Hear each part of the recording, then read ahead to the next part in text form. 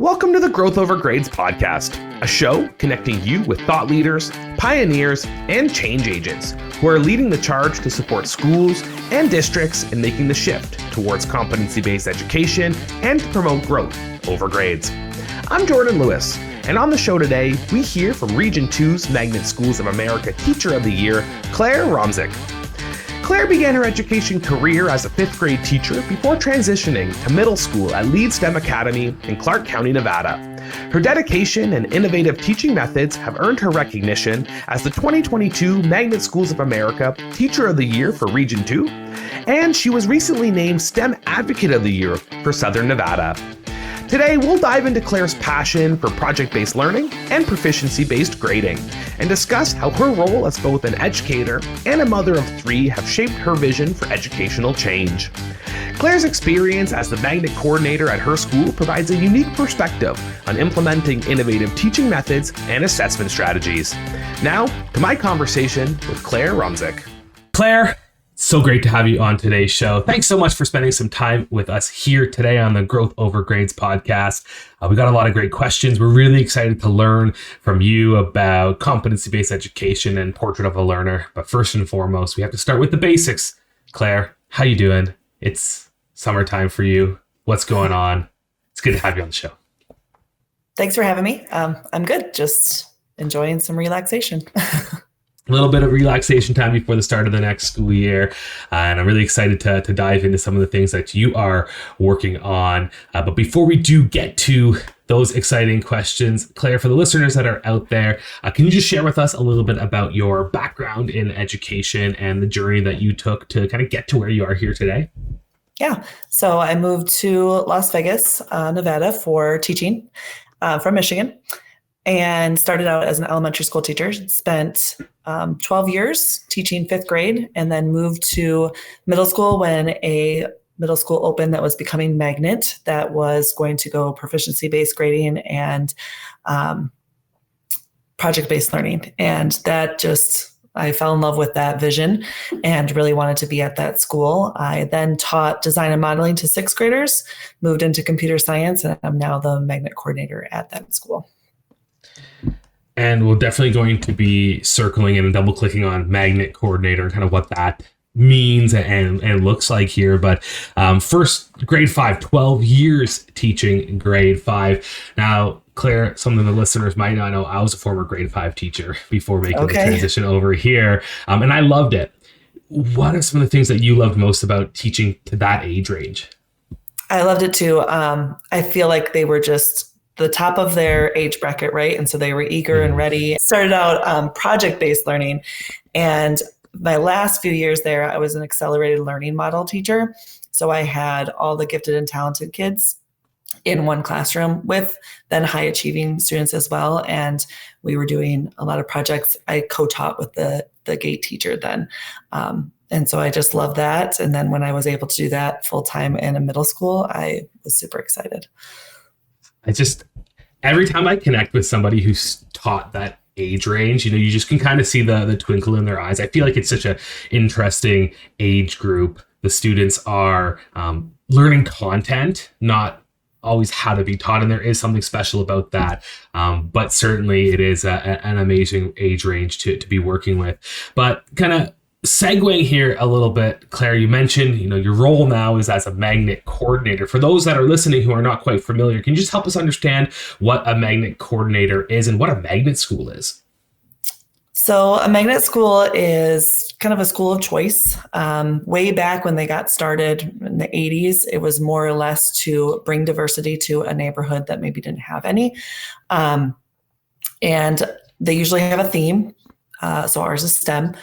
So I am working on making sure our theme is throughout our entire school. I also like to say I enhance the learning experiences of our students. So I work with things that are happening outside of the classroom, like guest speakers, field trip opportunities, those type of things.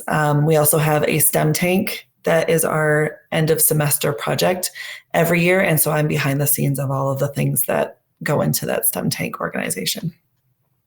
And we'll, again, likely begin to circle back on that STEM tank, because we're really curious, as you've mentioned, these experiential themes kind of coming out. I assume that ties into some of the experiences you've had in ungraded classrooms. And from that lens, I mean, what was it about an ungraded classroom that sort of caught your attention, and how did that sort of begin to shift your understanding of how to support students? Right. So I am not a huge fan of grading.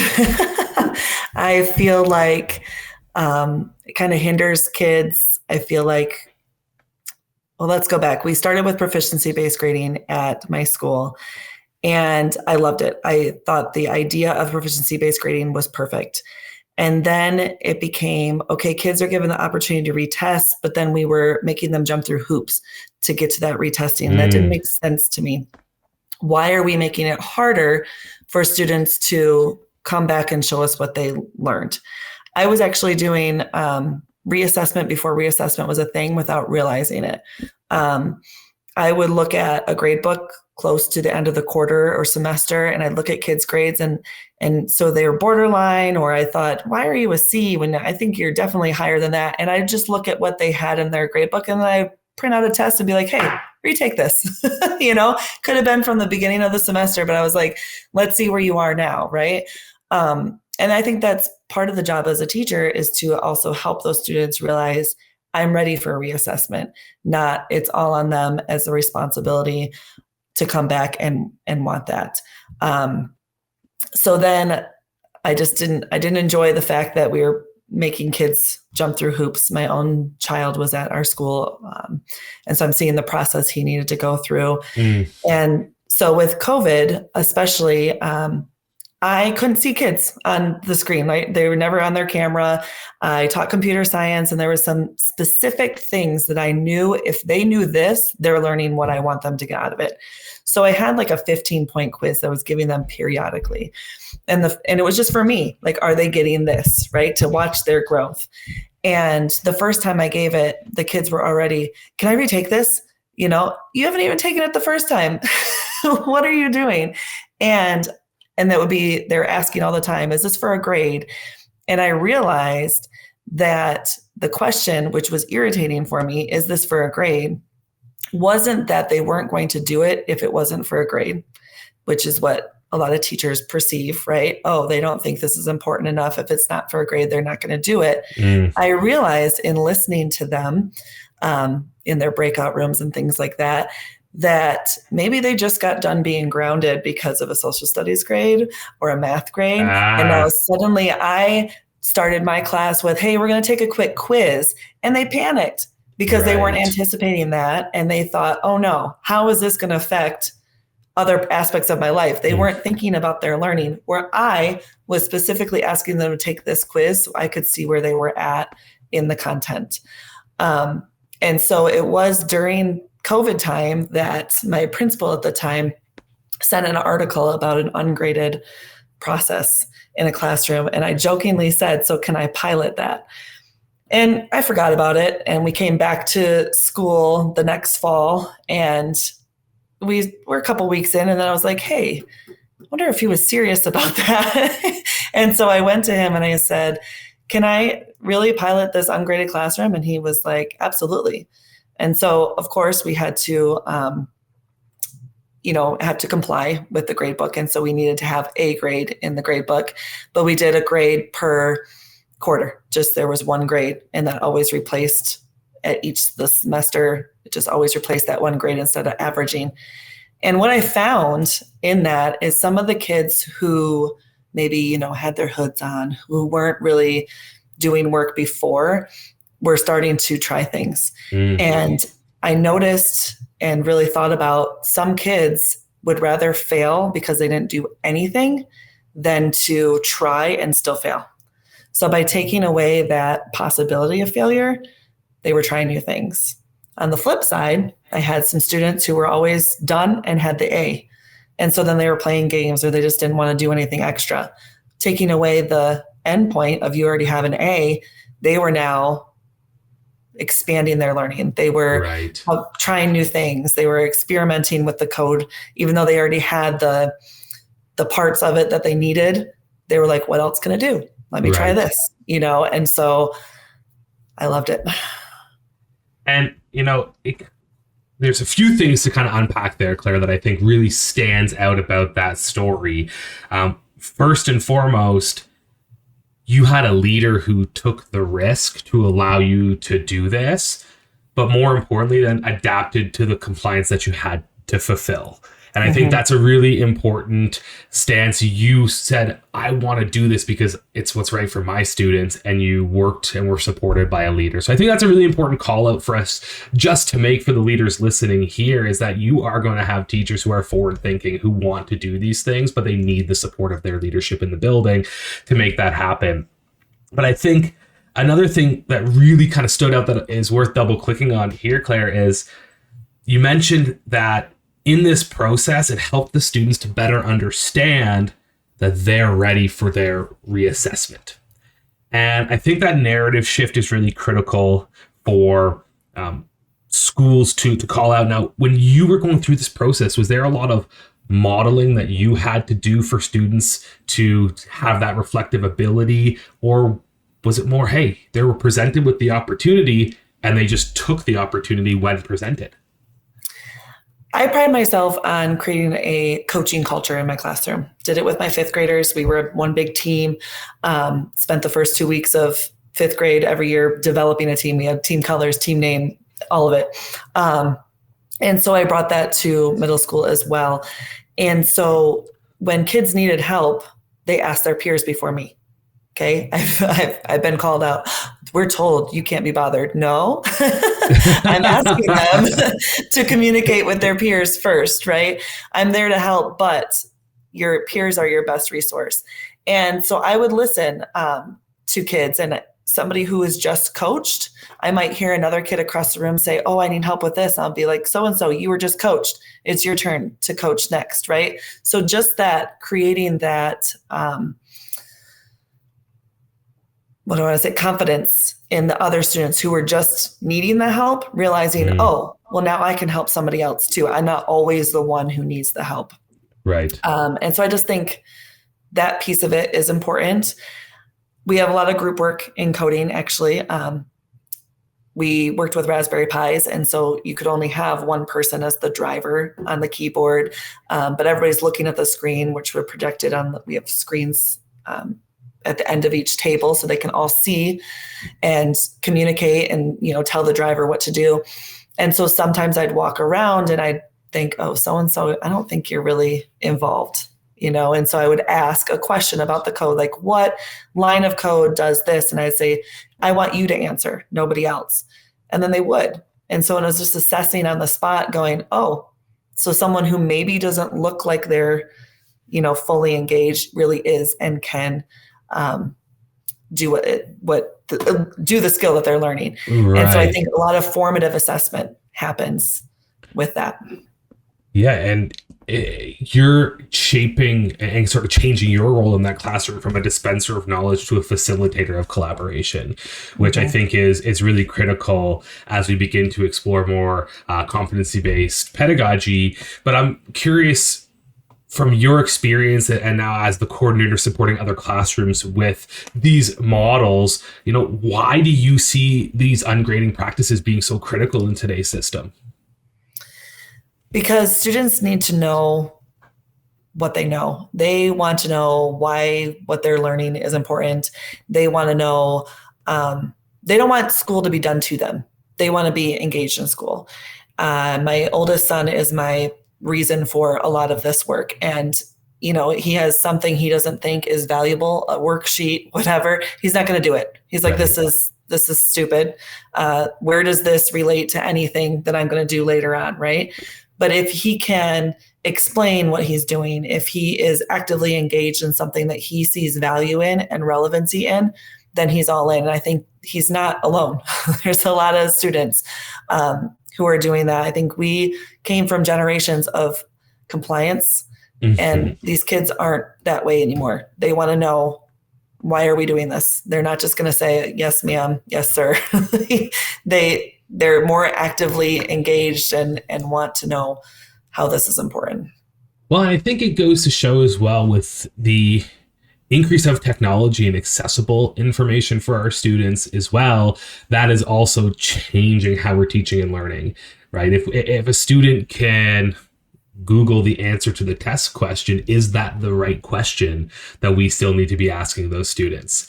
And I think about the experiences 20 years removed from school myself that I remember, and it's never any of the experiences that were on that test or that essay question. It was the facilitation I got to do in grade 12 history class that said, wow, teaching is actually something I'm really passionate about. And look at where we are now, right? So I really love that call out that you mentioned about students needing to know the why and connecting to relevant events. I think it's really important as we continue to progress in our system. But Claire, I know that from previous conversations, you're super passionate about implementing project-based learning. So when we're thinking about these ungraded movements and really getting students involved in the learning, how does this tie into a project-based approach in your classroom? For sure. Really, it's hard to grade projects, right? And it is the process of a project, not the end result. And that's hard for some teachers to grasp. It's hard for some teachers to look at a project where multiple different ways of showing your learning are coming. How do I grade that? It's not standardized.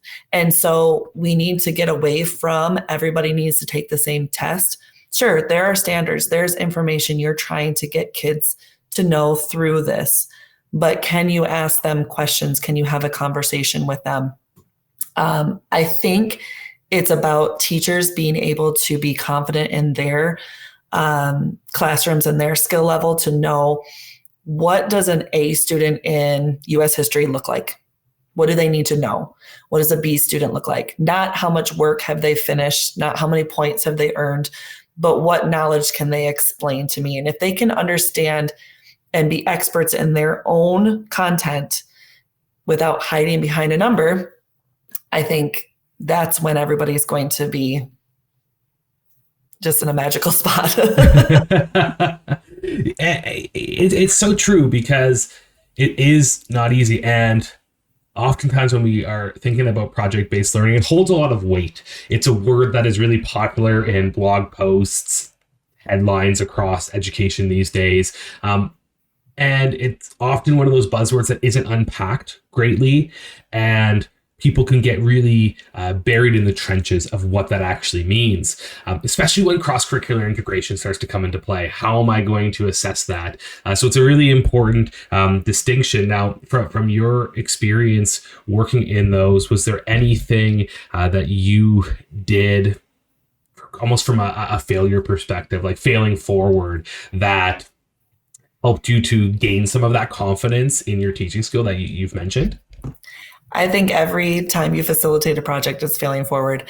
So I have a hard time pinpointing a time that was an actual failure, because I feel like every time you do a project, you evolve it somehow. You're not laminating your lesson plan in that project and keeping it in a filing cabinet for year after year. Every year, it's going to look a little bit different. But to your point, when I was in 5th grade and we did a whole 3 branches of government, we did a simulation for electing our class president. So every 5th grade classroom had a candidate, and the rest of the classroom was the campaign team. Okay. So we had speechwriters, and we had the commercial makers, and a running mate, and each of them had a few journalists who would go and interview. But so if you have different roles, you're not getting the exact same experience. How do you grade that? Right? But they can still understand and come back to, how do we work together? Or what leadership skills do we look for in, a candidate? They can analyze those things without doing the exact same thing. So I think it's a mindset shift. It's looking at, it doesn't all have to be the exact same way to learn the content. Also, the world is project-based. We are not living in a factory world anymore where I just need to do X, Y, and Z and have this skill. It's constant problem solving. It's constant change. And so students need to know how to do that, how to communicate with others, how to critically think. And we can't do that if we're memorizing facts and taking multiple choice tests. It's just not the world we live in. The world is project based, I think, is a really amazing an amazing statement to make, and it's so true. I can't recall the last time that I approached doing anything really in my role where I didn't have the ability to look up information or use associated resources. The world is open book, and we need to kind of allow students to synthesize those connections, which is really great. But Claire, you're talking a lot about these soft skills. You're talking about collaboration, problem solving, communication, creativity, a lot of these competencies that we hear mentioned in Portraits of a Learner or Portraits of a Graduate across all of North America. And I know that you're doing some really exciting work in the world of the Portrait of a Learner. And for the listeners that are joining us here today who may be a little bit newer to those concepts, can you just explain kind of in your own words, like what is the Portrait of a Learner? Yes. So the state of Nevada has been working on a Portrait of a Graduate for the last couple of years. Something that's unique about ours in the state of Nevada is it's about 4 questions. How will I thrive? How will I maintain relationships? And it is about bringing the soft skills in with the content. I think for probably the last 30 or so years, we've been very standardized test oriented. And so workers or employers have told us that we're not getting graduates who can work and have the skills that they need. We have people in the industry who are saying we will teach the skills that they need for the job, but we can't teach the collaboration and the critical thinking and all of the things that essentially needed to be fostered from birth on, right? You can't just train employers to do that. You can train them on a skill that they need for the job. And so that's the shift here, is to embed those durable skills into our students' learning so that by the time that they graduate, they are set up for success, not just with knowledge, but with those skills to be able to communicate and interact with the world. And from your experiences as we're thinking about embedding these soft skills into your classroom, as Magnet Coordinator, like how are you supporting even just your team of educators to say, hey, let's bring some of these skills into the classroom? Are you doing curriculum redesigns? Are you doing dedicated lessons? Is it more just a high level sort of culture that you're looking to bring in? Can you just give any tips or strategies that you may have employed?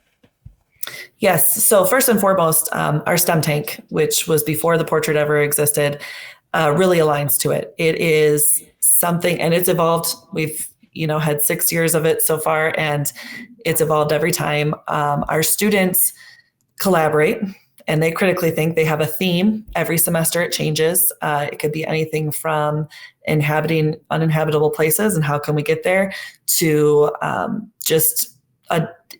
inventing a device for helping to make life easier for animals or people,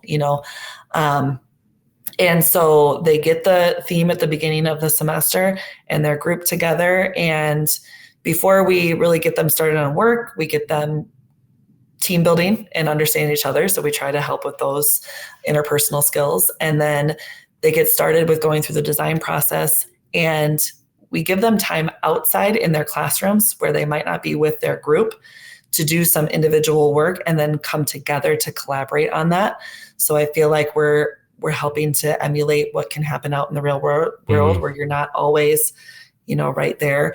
And so they work through the whole design process, and then they pitch their idea to people in the community who come by and come and see their work. So we are, pushing them out of their comfort zone, right? Some of them don't want to speak. We are helping them with time management. We're helping them with a lot of skills that I think sometimes the teachers don't realize what we're helping them to achieve later. And the students certainly don't. But my vision for this, and what I've told students too someday, is I hope that you might not understand right now what you're learning through STEM Tank. But maybe when you're 25, 30 years old and you're working with a group in your office and you pull out a trick that helped you get along with somebody in your STEM Tank group and you're like, oh my gosh, this is what Mrs. Romzek was talking about. This is what we're learning, right? I think the skills that they're learning are invaluable. The time management, the pieces of, oh, I don't really get along with this person, but I have to. So how can I figure it out, and knowing that you're not going to like every single person that you work with, but you have to figure it out. you got to make it work. That's the real world. And it's just so interesting to hear you're kind of bringing that experience in for the students. Now, just for the folks listening, Claire, what grade range are we talking about here? I speak with a lot of folks who say, only high school students could do work like that. So what grade range are you supporting the STEM Tank with? 6th through 8th. So 6th through 8th grade, and you're challenging and pushing these students. And would you say that these students are more engaged in these learning experiences when given that chance and opportunity to kind of show themselves? They definitely step up. I mean, they're middle schoolers, so they fight it too. And throughout the semester, they'll be like, oh, why are we doing this? I'd rather take an exam, right? Because this originally happened because we replaced semester exams with this project. Right. And on the flip side, though, some kids who have gone to our middle school and then have come back say, I would rather do STEM Tank than take these exams. So again, in the moment, they don't understand, what they're building, but I think they appreciate it later. And I wanted to point out too, with the ungraded piece of it, is we're encouraging this collaboration and this critical thinking, and they're in groups. And a lot of times kids don't want to work in groups because, well, this kid, how is that going to affect my grade? They're not pulling their weight, etc. And I think with the Portrait of a Learner, the next step is to figure out how to change our grading system. If we want these critical thinking and we want this collaboration and we know how important it is to see different viewpoints, then we can't have this competition where this 4.0 student doesn't want to risk, having a lesser grade, having to work with somebody else, or to not quite have the right answer and take a risk with critical thinking. Sometimes these projects, they're not totally turned out, right? Right. They have what they have, but also part of it is explaining with more time, or here's where we, tripped up. This is where we originally thought we were going and it wasn't working. And then we ran out of time, and there's value in explaining to somebody who stops by their table that we had a semester and this is where we started. This was our process. And we didn't quite get where we wanted to. And if we had more time or, things like that, this is where we might have went for. So yeah, I think we just definitely need to rethink our grading practices. Well, and it's a really good transition to discuss that because it is so entrenched in the mindsets of educators and districts that we need to grade and assess and report out on everything that's happening. And these initiatives like a Portrait of a Learner or Portrait of a Graduate are no different. How are we supposed to measure the success if we don't have X, Y, Z data points? So, in your opinion and kind of the experience you've had, does this need to be tracked and measured, or how does this kind of play into those bigger pictures and that narrative of adjusting the grading practice as a whole? I think we need to give value to kids being able to communicate where they fall on the standard. Can they tell us where they think they belong, even their own critical thinking skills or communication skills? They can tell us. If we're teaching them ways to do things, they can tell us where they're at.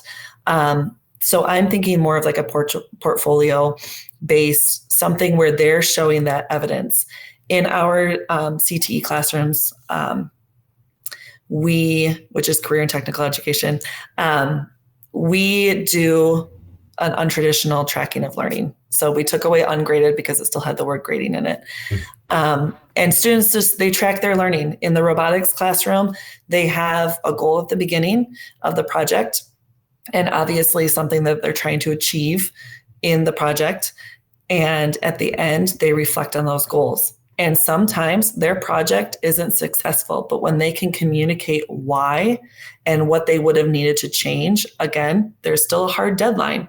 So sometimes you're not successful at the hard deadline, but you are recognizing, shoot, I needed to change that gear mechanism, or I know that I needed to do this.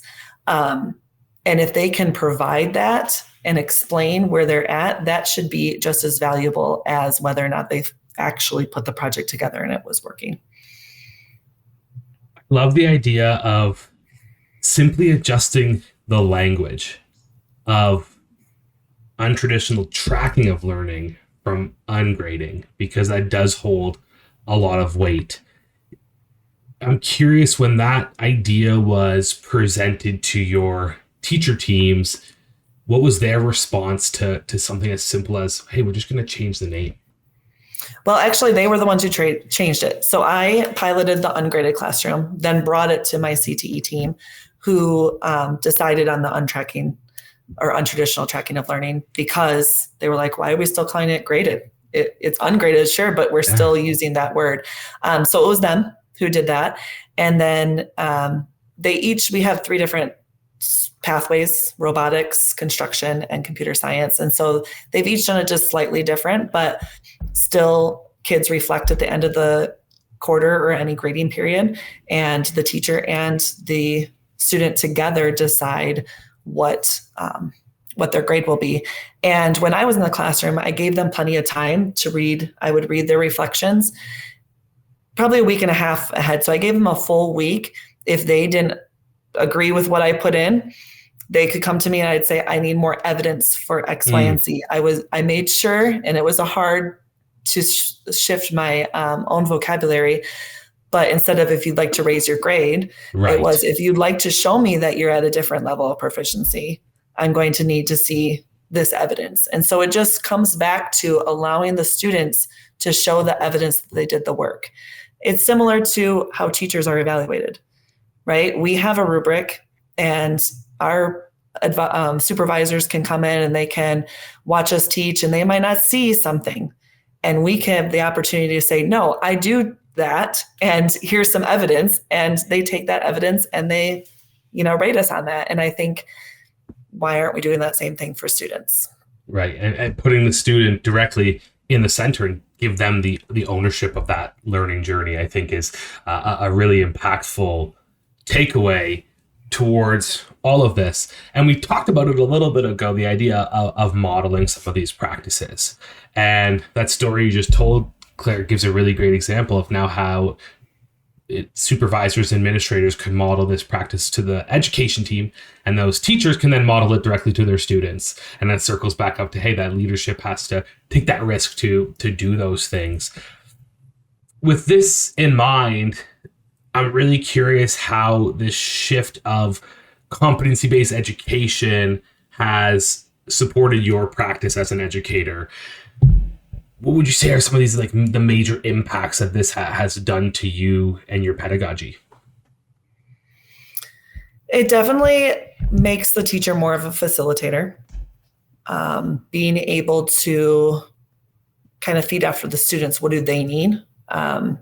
Which then also, according, again, back with leadership, you have to realize your lesson plans aren't going to be exact, right? And so there's also those other traditional aspects that need to be a little bit removed so that you have that freedom to pivot how you see fit, right? I think I'll tell this story too. One of my design and modeling teachers, which is the 6th grade CTE classroom, she started this, and I was like, you go and you formatively assess along the line. So if we do the design process, each step of the design process, the kids would call me over. Okay, we've got this. I either signed off on that step, or I gave them feedback and told them to call me back over when they were ready. And so it was a constant feedback loop, right, throughout the classroom. And so she told me one day she's doing the same thing, and she's like, Claire, I'm so exhausted And I said, she's like, when I go home, I just want to sit around. I said, but what are you doing when you go home? And she's like, I'm doing whatever I want. I don't have to bring work home. I was like, exactly. Light You're doing bulb all moment. your work at work. You're not taking this home. And one of the reasons I was so into this was that I was giving feedback.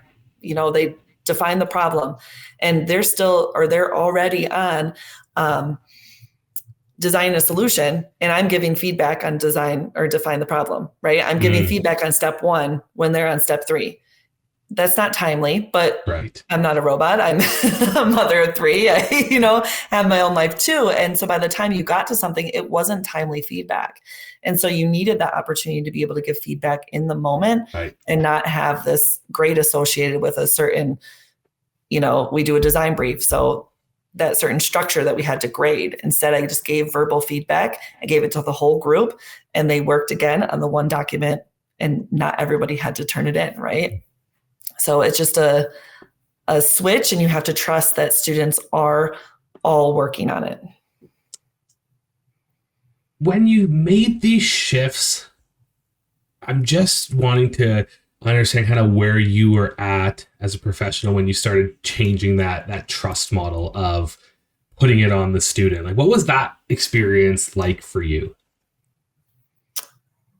I'm wondering where I did this. And so perhaps it was during COVID. During COVID, I had a separate computer where I opened all of their breakout rooms, because I'm computer science. So they were working together and They were coding, right? And so I listened to it like a radio. And so maybe that was, without me realizing it, a change of mindset there, because I was listening to them work, and who was truly holding them accountable. They knew my screen was there, but for all they knew, I was in my kitchen, right? And they were doing the work, and they were collaborating. And, so I think we just need to let them know that even when they're at home, and even when they were, we had little sisters and brothers on laps in some of these kids, houses, and they were still doing the work. And so maybe it was just one of those, we need to trust these kids that they will step up. I know not all of them will. And sometimes you've got to, drag some kids to do some work, and it's not all rainbows and butterflies, but for the most part, if we can give them the freedom, and without that constant criticism with a grade, right? And that nickel and diming, they will step up to the plate. Well, I think it gives a really unique opportunity for the teacher to get to know their students in a way they might not have before. And so much of Portrait of a Graduate work in competency-based education and ungrading, whatever terminology and approach you're taking, it's putting the student in the center and really personalizing that plan to get the most out of that student and lift them and support that student. And just with that story you've told, and stories you've told already about those students with the hoods on who perhaps never shared that voice but are now, or those students that were already excelling but now are helping to make connections in a different way. So not each one of those students has that unique personalized opportunity to show their best efforts and their best learning. And I think that when we boil all of these amazing strategies and tips down, but at the center, that's the beauty. We're now having this really unique student-centered learning environment happening. Yes, and one of the ways that we get a 4 in our classrooms is you can teach somebody else.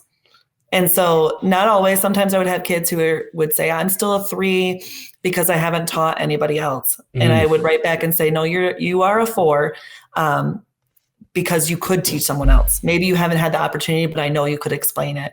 And so they might seek out opportunities to explain it to a peer, because that's part of the rubric too, is being able to explain it to somebody else and help them succeed. I'm going to throw a curveball at you, Claire, and this might be a very deep reflection prompt, but as you've made these shifts in your practice, what have you learned about yourself as a teacher from your students?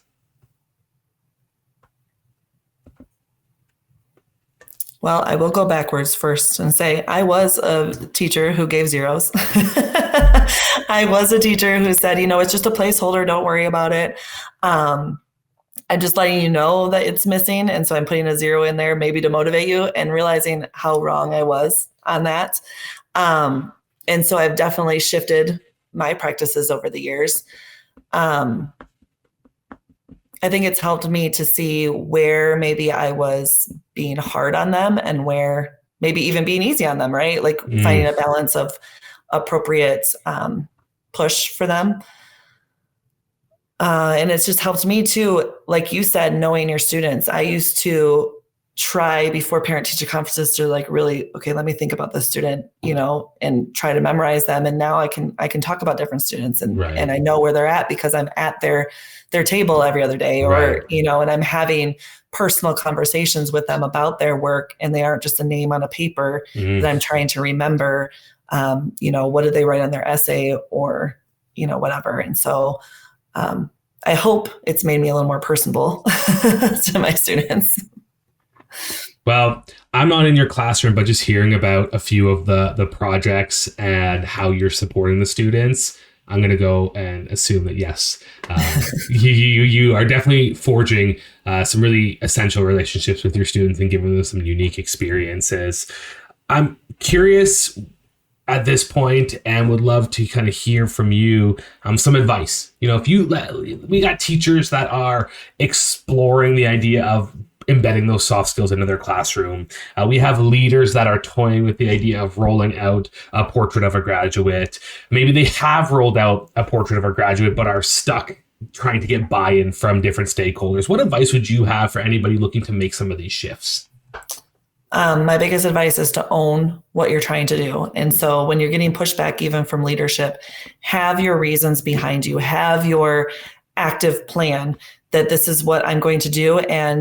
And even have that communication that you're willing to adjust as things don't go the way you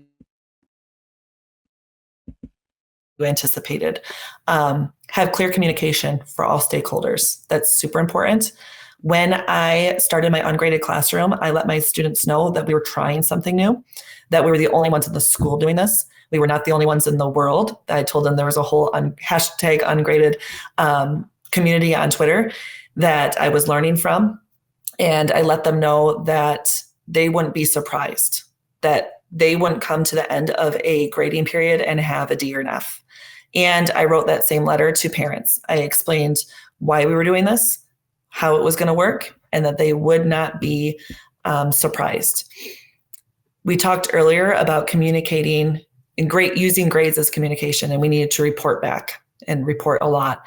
And so I changed the communication. Instead of where's your student in this classroom, here's a grade, I promised parents that I would do a weekly email, and it would be a recap of the week and what to expect the next week. Then I'd put a little tidbit of ask your student about this, or students, because the students got the same email, or students, tell your parents about this. And so I figured if a parent asked and the kid's like, what are you talking about? Then they'd be like, maybe we should talk to your teacher, right? But if they could rattle it off, then their parents should be, feeling secure in that classroom. I also let the parents know that they would get a personal phone call from me if they were still going to be a level 1, which is a D in our school, at the grading time, if they were at risk of that. My first grading period, I sat here on a Sunday and called multiple families, and I never had to do it again. So it was, I let them know, hey, I'm worried. I think he or she just needs to step it up. They need to get some things turned in or make some effort, et cetera. And I gave some points, and then I never had to do it again. So I think it's just being open and having clear communication and owning your practice and having confidence in it. I love that you've circled this back to having confidence in yourself as a teacher in that environment. And I know that a lot of the listeners that are here today are discussing and looking to implement family communication and engagement strategies. It's in almost every school improvement plan or strategic plan that's out there. And I love that you've circled in on communication for a couple of reasons here, Claire. One being, it seems like it's something that is overlooked, but can be really easily done with a few structures in place. And whether that is, like you've done, sharing some feedback prompts for the family to have that dialogue, or just being able to share student learning on a more frequent basis, I think is critical. But why I also really love it is if we start looking at portraits of a graduate for states or localized districts, communication is always one of the competencies that they promote. So if we're going to be modeling and living these competencies, communicating should be something that is second nature to our classrooms. So I love that that's a big takeaway from that advice. I think it's really important for us to remember. And, just kind of wrapping up and some final thoughts here today, Claire, and we ask everybody on the show the same question.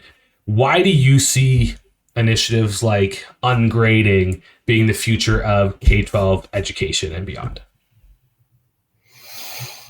Oh, well, I hope it is the future. I guess I should say that, because it makes sense. We are no longer trying to, when grades were invented, it was getting everybody ready for the factories and, kind of averaging everybody out. But why can't we all be A students? Why can't we all reach the same point? And I feel like there's a little bit of a competition for, only the elite 3.5s with ACT scores, whatever, get the scholarships or get whatever. We're not giving the opportunities. We're also not allowing for, we preach growth mindset, and we're not giving the time and space for it. We are saying that failing forward is a good thing, that we need to learn from our mistakes. But sometimes in the grading system, we get so far down in a hole that we can't dig ourselves out of. And so it hasn't sustained time, I guess, and so we need to shift, just like other things have shifted in history. Well, Claire, I appreciate those sentiments. I'm a firm believer, and I'm going to go on record saying the listeners here as well, that ungrading and competency-based learning is the future of our education system. And collectively, we can take a stance here, and we can all fail forward together to make positive shifts in our education system.